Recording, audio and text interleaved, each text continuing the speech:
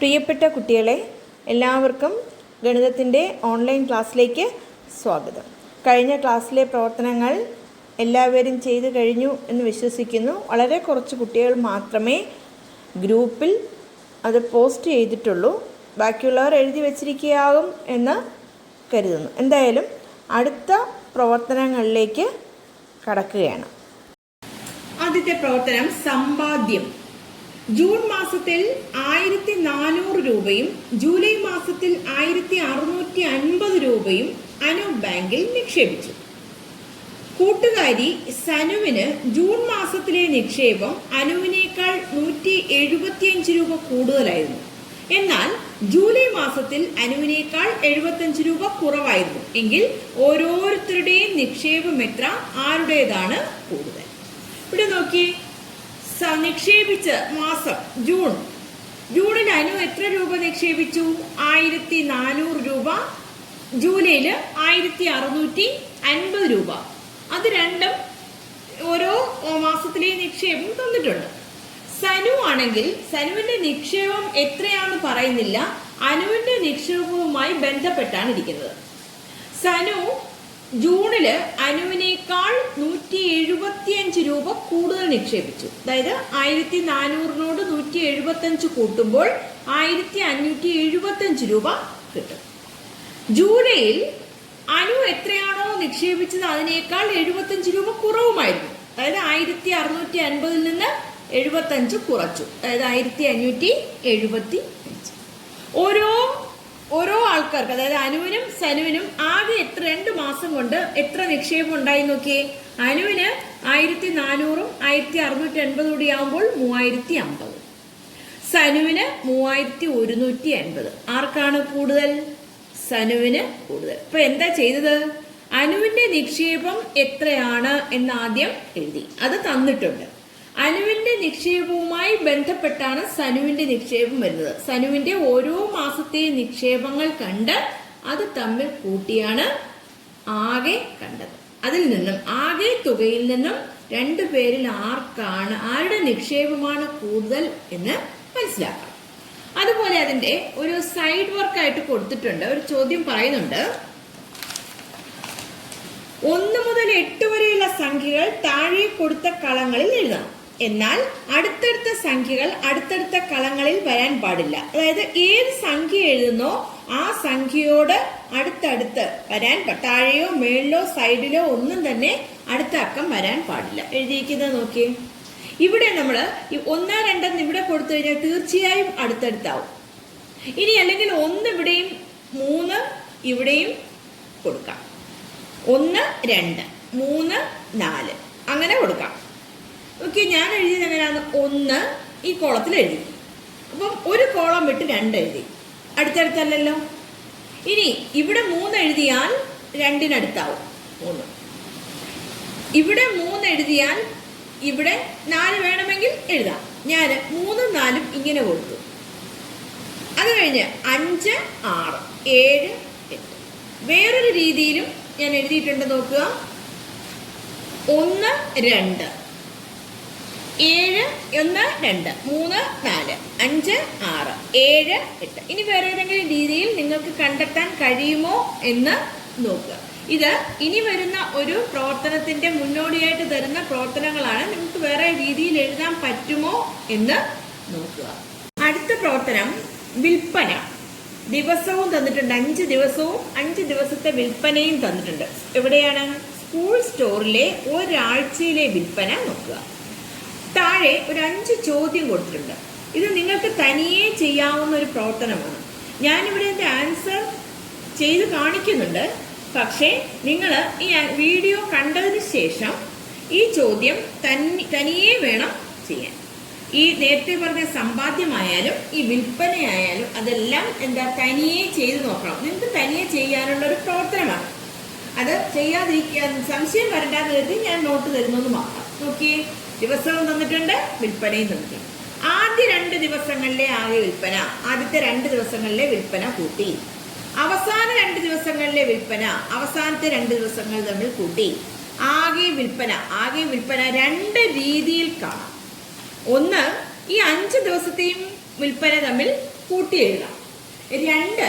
ആദ്യത്തെ രണ്ട് ദിവസത്തെ വിൽപ്പന നമ്മൾ കണ്ടല്ലോ, 2905.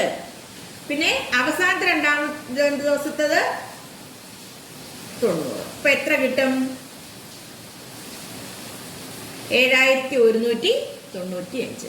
ഇനി ഏത് ദിവസത്തെ വിൽപ്പനയാണ് ഇതിനകത്ത് വരാത്തത്? ഈ ബുധനാഴ്ചയിലെ വിൽപ്പന. അതായത് 7195 കൂടി 2025 കൂടി കൂട്ടി നോക്കുക. 0 ശിഷ്ടം 1 9 2 11 1 12 ശിഷ്ടം 1 1 1 2 7 2. ഇതേ ഉത്തരം തന്നെ കിട്ടിയല്ലോ അല്ലേ? ഒന്നുകിൽ ഈ 5 ദിവസത്തും കൂടെ ഒരുമിച്ച് എഴുതി കൂട്ടുക.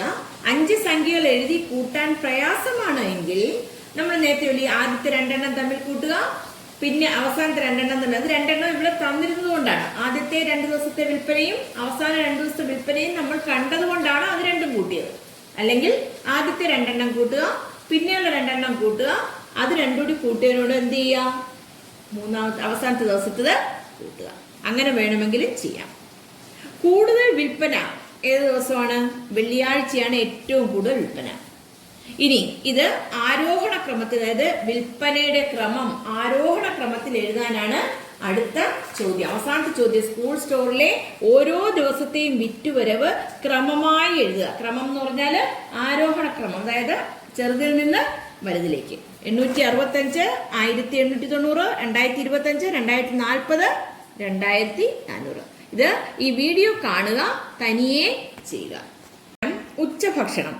സ്കൂളിൽ ഉച്ചഭക്ഷണം തയ്യാറാക്കാൻ വാങ്ങിയ പച്ചക്കറിയുടെ വില നോക്കൂ. ജൂൺ മാസത്തിൽ 2725 രൂപയുടെ പച്ചക്കറി വാങ്ങി. ഓഗസ്റ്റ് മാസത്തിൽ ജൂൺ മാസത്തേക്കാൾ 675. ജൂണിൽ കഴിഞ്ഞിട്ട് നേരെ പറയുന്നത് ഓഗസ്റ്റ് ആണ്.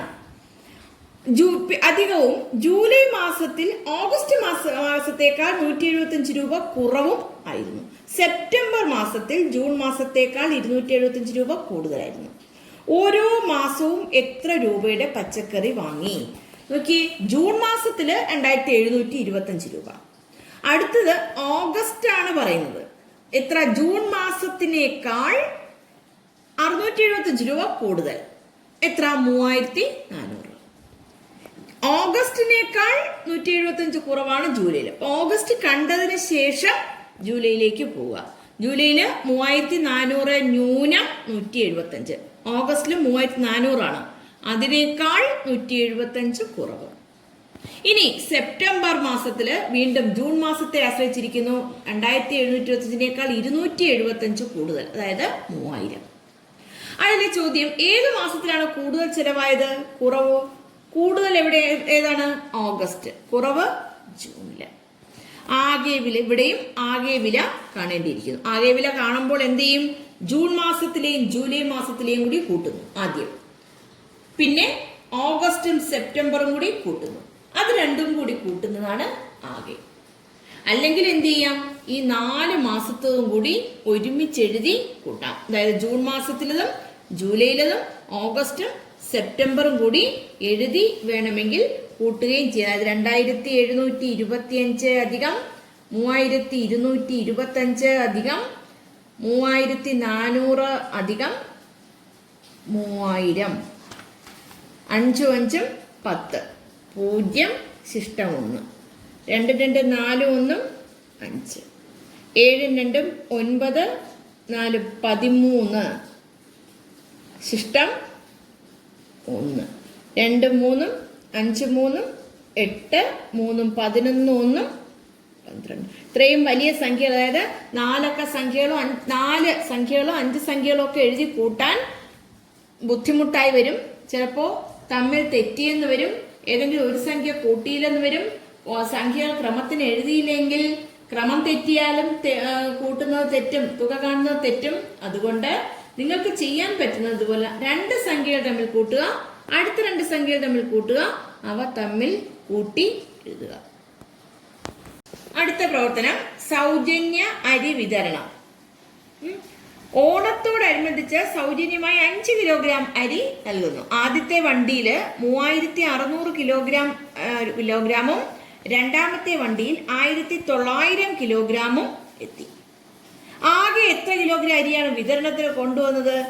ആദ്യത്തെ വണ്ടിയിലെ 3600-ഉം രണ്ടാമത്തെ വണ്ടിയിലെ 1900 കൂടെ ആകുമ്പോൾ 5500 കിലോഗ്രാം അരി. ഇനിയുള്ള കാര്യം ശ്രദ്ധിച്ച് കേൾക്കുക. 2 ദിവസം കൊണ്ട് 5000 കിലോഗ്രാം അരി, ഈ 5500-ല് 5000 കിലോഗ്രാം അരി 2 ദിവസം കൊണ്ട് വിതരണം നടത്തി.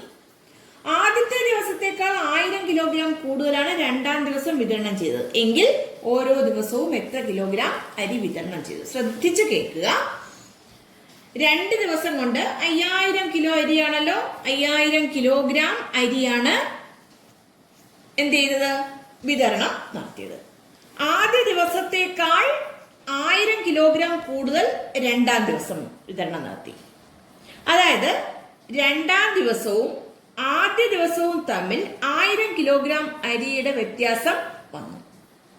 ശരിയല്ലേ? 2 ദിവസവും കൂടി 5000 കിലോഗ്രാം. ആദ്യത്തെ ദിവസത്തിനേക്കാൾ 1000 കൂടുതൽ രണ്ടാമത്തെ ദിവസവും നടത്തി.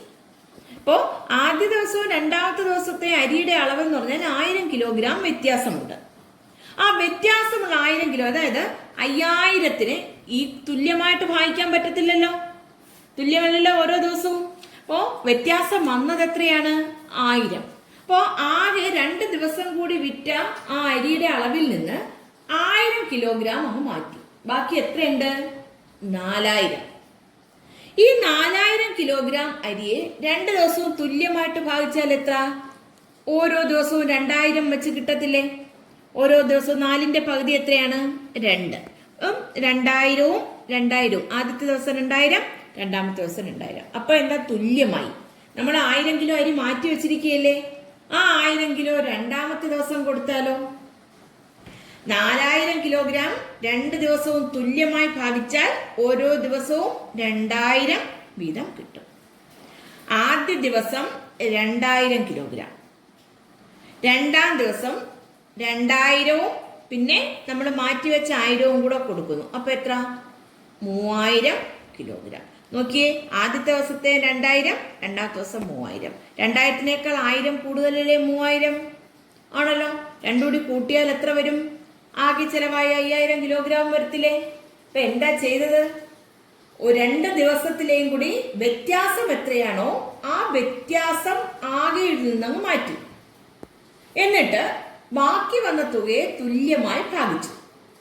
അത് കിട്ടിയ തുല്യമായ ഒരു ഭാഗം ആദ്യത്തെ ദിവസവും രണ്ടാമത്തെ ദിവസം ബാക്കി വെച്ചതും കൂടി ചേർത്തു. അപ്പോൾ എല്ലാം ശരിയായി. ഇതൊന്ന് വേറെ ചെറിയ സംഖ്യകൾ എഴുതിയിട്ട് ഒന്ന് എഴുതി നോക്കുക. വേറൊരു സംഖ്യ എഴുതിയിട്ട് ഒന്ന് ചെയ്തു നോക്കുക. നിങ്ങൾക്ക് മനസ്സിലാവുന്നുണ്ടോ ഇല്ലയോ എന്ന് അറിയാനാണ്. അടുത്ത പ്രവർത്തനം പാൽ വിതരണം. വളരെ ചെറിയൊരു പ്രവർത്തനമാണ്. വിദ്യാലയത്തിലേക്ക് പാൽ നൽകുന്നത് ക്ഷീരകർഷക സംഘമാണ്. കഴിഞ്ഞ ആഴ്ച 4704 രൂപയായിരുന്നു. ഈ ആഴ്ച അതിനേക്കാൾ 100 രൂപ കുറയും. അപ്പോൾ ആദ്യത്തെ ആഴ്ച 2 ആഴ്ചയിലും കൂടി എത്രയാണ്? കഴിഞ്ഞ ആഴ്ച 4704, ഈ ആഴ്ച അതിനേക്കാൾ 100 രൂപ കുറയുമ്പോൾ 4604. രണ്ടും കൂടി കൂട്ടുമ്പോൾ ആകെ എത്രയെന്ന് വളരെ എളുപ്പമായ ചോദ്യം. ഇതിനകത്ത് നമ്മൾ തൊട്ട് മുന്നേ പഠിച്ച സൗജന്യ അരി വിതരണത്തിൽ മാത്രമേ വരുന്നുള്ളൂ എന്താണ് ഒരു ചെറിയ സംശയം. അതായത് 1000 കൂട്ടി അടുത്ത ദിവസം 2 ദിവസത്തെയും തുക പ്രത്യേകം കാണുന്ന വിധം. അത് നന്നായി മനസ്സിലാക്കുക. മനസ്സിലാക്കി കഴിയുമ്പോൾ ബാക്കി എല്ലാ കണക്കും എന്ത് ചെയ്യുക? നിങ്ങൾ വീഡിയോ കാണുക, തനിയെ ചെയ്യുക. തനിയെ ചെയ്താലേ ഇത് എന്തെങ്കിലും സംശയങ്ങളുണ്ടോ എന്ന് മനസ്സിലാകുകയുള്ളൂ. അതുകൊണ്ട് ദയവേത് നോട്ട് അതുപോലെ പകർത്താൻ നിൽക്കരുത്. വീഡിയോ കണ്ടതിന് ശേഷം നിങ്ങൾ തനിയെ ചെയ്യുക. ചെയ്തതിന് ശേഷം ശരിയാണോ എന്ന് നോട്ടുമായി ഒത്തു നോക്കുക.